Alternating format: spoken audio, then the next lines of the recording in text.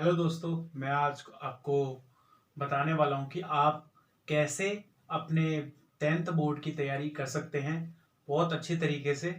और आपको कुछ ज़्यादा नहीं करना है, आपको बस थोड़े से 10 पॉइंट मैं बताऊंगा आपको। और वो 10 पॉइंट अगर आप फॉलो कर लेते हो तो आप फिजिकली मेंटली बहुत ज़्यादा स्ट्रांग हो जाओगे पेपर देते टाइम। तो आप फिजिकली भी स्ट्रांग होने चाहिए। ऐसा नहीं होगा कि आप पढ़ते रहो तो आप मेंटली स्ट्रांग हो जाओगे, लेकिन अगर फिजिकली नहीं रहोगे तो आप पेपर देने नहीं जा सकते, आप हेल्दी नहीं रहे तो इसलिए मैं दोनों चीजों को मिक्स मिक्स करके आपको बताने की कोशिश करूंगा कि आप इन 10 पॉइंट में अगर आप अपने आप को ढाल लोगे अभी ये 3 महीने में, जो आपका ये दिसंबर है, दिसंबर में ये वीडियो अपलोड हुई है। तो मैं बता दूं आपको कि दिसंबर से पहले ये वीडियो अपलोड हो जाएगी, बट दिसंबर, जनवरी और फरवरी, ये 3 मंथ्स जो है आपके वो बहुत क्रूशियल मंथ है। तो बेटा अगर आप इसमें अपनी तैयारी करोगे तो आप एकदम पैक हो जाओगे। और पैक मैं इसलिए बता रहा हूँ क्योंकि आप पैक ऐसे होगे कि आप तैयारी औरों से अच्छी कर रहे होगे। क्योंकि औरों की तैयारी ये होती है कि आप 4 लोगों से पूछोगे नहीं, तो 4 लोगों से आप पूछोगे नहीं तो कुछ अच्छा करोगे। और थोड़ा अलग करना, मेरे हिसाब से तो मैं तो कहता हूं कि सबसे ज्यादा अलग करो। तो कुछ अलग करने में, थोड़ा डिफरेंट करने में थोड़ी सी कठिनाई होगी, लेकिन ये बात है कि अगर आप मेरे 10 पॉइंट क्लियर तरीके से कर लेते हो तो आपको कोई नंबर लाने से रोक नहीं सकता। तो चलिए वीडियो को शुरू करते हैं। चलिए, मेरा नाम है आदर्श और चैनल का नाम है लेट्स रिकॉग्नाइज। तो बच्चों चलो लेट्स रिकॉग्नाइज।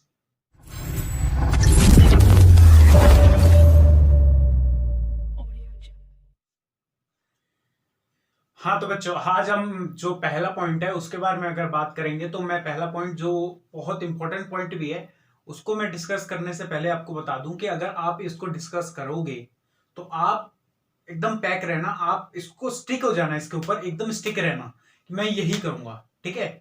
क्योंकि ये कुछ मैं गलत तो बता नहीं रहा आपको, आपकी बॉडी के बारे में बताऊंगा, आपकी ह्यूमन हेल्थ के बारे में बताऊंगा। तो आपकी हेल्थ जितनी अच्छी रहेगी आप पेपर में जाओगे तो आप टेंशन नहीं रहेगा, आपको कोई स्ट्रेस नहीं रहेगा, कुछ हो नहीं रहा होगा, आप हेल्दी रहोगे। तो मैं आपको बता दूं बच्चे, आपको जो डाइट लेनी है, स्टेप है डाइट। और दूसरा स्टेप पे आएगा आपकी स्लीप, आपके स्लीपिंग टाइम क्या है, ठीक है। तो मैं कहता हूं कि डाइट जो है हमेशा पहले नंबर पे होनी चाहिए। क्यों? क्योंकि आप जो खाओगे नहीं तो आपको एनर्जी कहां से मिलेगी, ठीक है। तो मैं कहता हूं कि एकदम बेस्ट खाना खाओ, क्लीन खाना खाओ। क्लीन में कौन सा खाना खाओ? आप बाहर का जंक फूड 3 महीने के लिए कम से कम अवॉइड कर दो, कम से कम खाओ। मतलब खा सकते हो तो एक आध महीने में 1-2 बार खा लिया, चलो कोई बात नहीं है। लेकिन आप, मैं तो कहूंगा बिल्कुल अवॉइड कर दो। 3 महीने आप अवॉइड कर लोगे तो थोड़ा सा ये होगा कि आप जो खाओगे हेल्दी खाना खाओगे।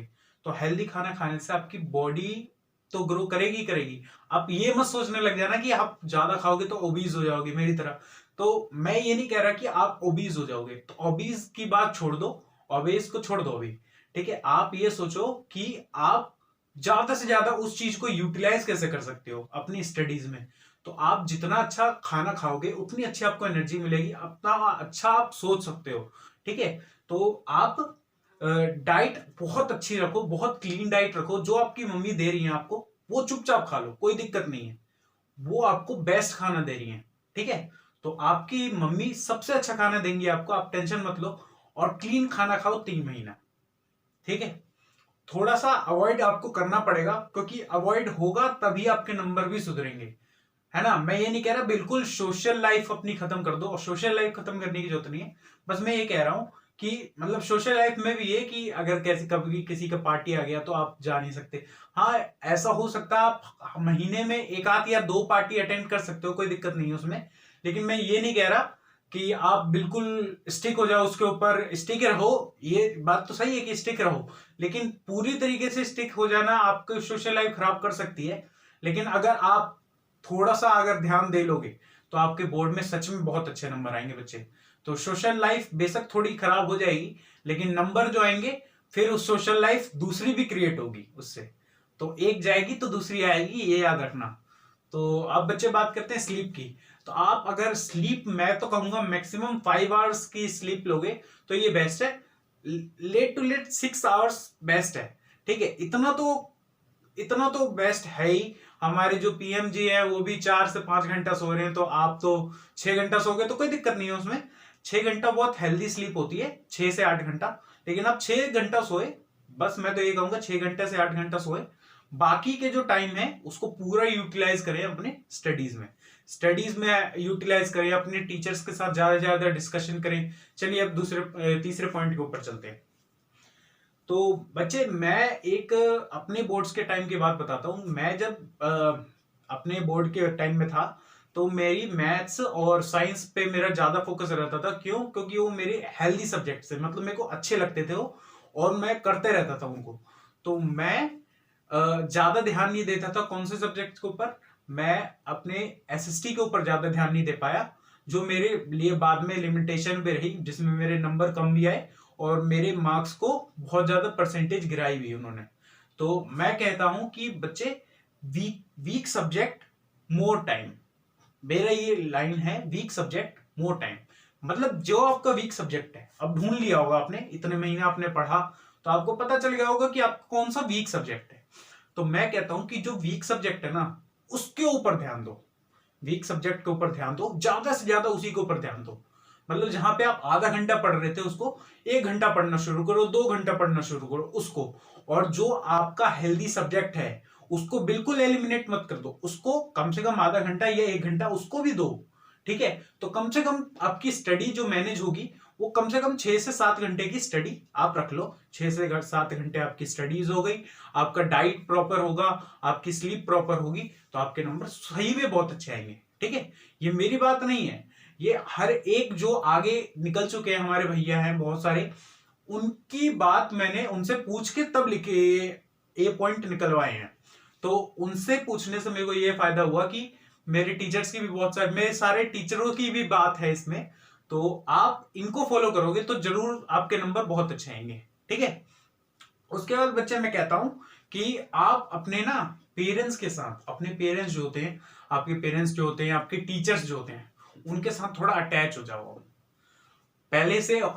ये तो बात है ही कि आप पेरेंट्स के साथ अटैच थे, और टीचर्स के साथ अगर थोड़ा बहुत हुआ भी है तो भी मैं कहता हूं अटैच हो जाओ। क्यों? क्योंकि टीचर्स जो है ना, और एक्सपीरियंस टीचर्स, मैं ये कहता हूं कि एक्सपीरियंस टीचर्स, और मैं इस एक्सपीरियंस मतलब ये नहीं कह रहा कि मतलब अब जो टीचर आए वो खराब, ये ऐसा कुछ मेरा लॉजिक ही नहीं है। मैं ये कह रहा हूं कि जिस टीचर को ये पता है कि आप के अंदर क्षमता क्या है, अगर आपकी क्षमता वो जानता है तो उसको चेंज कर सकता है, आपको चेंज कर सकता है। ठीक है? अगर वो जान गया कि आपके अंदर ये एबिलिटी है, तो एबिलिटी को चेंज कर देगा। वो कहेगा कि चलो एबिलिटी ये वाली है ना, इसके अंदर एक और चीज ऐड करता हूं, एक और चीज ऐड करता हूं, तो ये सारी चीज ऐड करके आपको उस लायक बना देगा। तो मैं ये कह रहा हूं कि अपने टीचर के साथ अटैच होके आप उनका एक्सपीरियंस यूज करो, आप उनसे पूछो, ज्यादा से ज्यादा डाउट क्रिएट करो अपने अंदर, पूछो। अब डाउट क्रिएट का मतलब ये नहीं होता कि सारे के सारे बुक के क्वेश्चन को आप टिक लगा के ले जाओ टीचर से पूछ लो, ये तो कोई बात नहीं। आप पहले करके देखो, थर्ली रिवीजन करो, करके देखो उसको। जितना ज्यादा राइटिंग, हमारे जो पॉइंट है अगला वो यही है कि आप जितना ज्यादा राइटिंग प्रैक्टिस करोगे, believe not believe in reading, believe in writing, तो आप जितना ज्यादा राइटिंग प्रैक्टिस करोगे, चाहे कोई भी सब्जेक्ट हो, आपका कम्युनिकेशन का सब्जेक्ट हो, इंग्लिश हो, हिंदी हो, एसएसटी हो, और आपकी साइंस हो, मैथ हो, कोई भी हो सब्जेक्ट। मैथ में तो आपको रिटन प्रैक्टिस करनी होती है, साइंस एसएसटी में भी रिटन प्रैक्टिस करो, इंग्लिश हिंदी में भी करो। क्यों? क्योंकि आप जितना ज्यादा रिटन प्रैक्टिस करोगे, रिटन रिटन रिटन रिटन, जितना रिटन करोगे उतना ज्यादा आपकी फ्लुएंसी बनेगी, आपकी मिस्टेक्स कम होने लग जाएंगी। और लगातार जब मिस्टेक्स कम होंगी, लगातार जब मिस्टेक्स कम होंगी, तो आपके नंबर अपने आप बढ़ेंगे। क्योंकि आप पेपर में जब लिखोगे, जब पेपर में आप लिखने जाओगे, तो आपको पता रहेगा कि मेरी कहां कहां गलती हो चुकी थी, अब मैं उसको वापस रिपीट नहीं करूंगा। ठीक है? तो यहां पे ये बात समझ आ गई। अब बच्चे, मैं अगला पॉइंट कहना चाहता हूं, जो शायद सबसे बड़ा टॉपिक, सबसे बड़ा जो पॉइंट है ना, वो यही है। ठीक है? इसको मैं पहले नंबर पे भी रख सकता था, लेकिन पहले नंबर पे मैं डाइट रखता हूं, आप पहले नंबर पे भी रख सकते हो उसको। क्यों? क्योंकि ये है पॉइंट टाइम टेबल का। बच्चे, मैं तो कहता हूं कि आप अगर एक टाइम टेबल बेस्ट बना लेते हैं, ठीक है, अगर एक टाइम टेबल, मतलब ऐसा टाइम टेबल जिसके साथ आप ग्रो हो सकते हैं, मतलब ऐसा कि अब आपको पता चल जाएगा, जैसे आपके मार्च में पेपर है, तो मार्च में पेपर है तो आप एक टाइम गोल सेट कर लो, एक वो बना लो, कॉलम बना लो, जैसे मैथ का कॉलम बना लो, एक साइंस का कॉलम बना लो, एक एसएसटी का कॉलम बना लो, और चैप्टर नंबर लिख लो उसमें, और इधर लिख लो तीन तीन कॉलम अलग से बना लो, जहां पे आप लिख लो कितनी बार आपने रिवाइज किया उन चैप्टर को। तो एक बार रिवाइज किया तो एक बार टिक लगा दो, दो बार किया है तो दो बार लगा दो, तीन बार किया है तो तीसरी बार लगा दो टिक। तो ऐसे करके आप कर सकते हो, ये मैंने किया था अपने टाइम में। तो ये मेरे को वो मोटिवेशन देता है, जैसे आप 3 बार कर लोगे तो आपको मन करेगा चलो एक और बार कर लेता हूँ, चलो एक और बार कर लेता हूँ। आपको इससे ये पता चलेगा कि आपने कौन सा चैप्टर कितनी बार किया, आपने टिक लगा लिया तो पता चल गया आपको।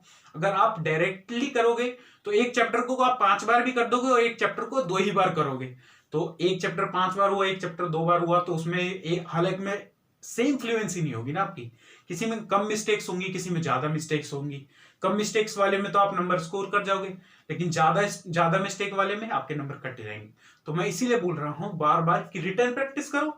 दूसरी बात कि आप टाइम टेबल मैनेज कर लो, अपना टाइम टेबल एक बना लो, सेट कर लो टाइम टेबल कि आप इतने घंटा आप पढ़ोगे। मैं ये नहीं कह रहा कि अब इसमें भी स्टिक हो जाओ आप कहीं, स्टिक नहीं होना है, मैं ये नहीं कह रहा स्टिक हो जाओ इसमें, तो स्टिक नहीं होना है। ऐसा ह्यूमन नेचर होता है, हमारे साथ भी हुआ है, बहुत बार हुआ है कि हमें पढ़ना है, हमें सोच के बैठते हैं कि 10 बजे रात से पढ़ना है, 5 बजे सुबह तक पढ़ेंगे, लेकिन वो नहीं होगा। वो ह्यूमन नेचर है हमारा, 3 बजे अपना आप आंख बंद होना शुरू हो जाती है, या 1 बजे ही आंख बंद होना शुरू हो जाती है, कभी कभार 3 घंटे पढ़ने के बाद ही आंख बंद शुरू हो जाती है। कभी कभी आप बैठ जाओगे 8 बजे रात को, तो आपको 10 बजे तक या 10 बजे से आगे आपको दिक्कत होने लग जाती है, आंख में दर्द होने लग जाता है, आपको नींद आने लग जाती है। तो उसमें आपको स्टिक होना है। एक आध बार चल सकता है, जैसे कि आप कभी बीमार हो गए, तो उसमें भी बीमार नहीं हो, इसलिए मैंने बोला कि डाइट अपनी प्रॉपर रखो, बीमार नहीं होगे कभी भी।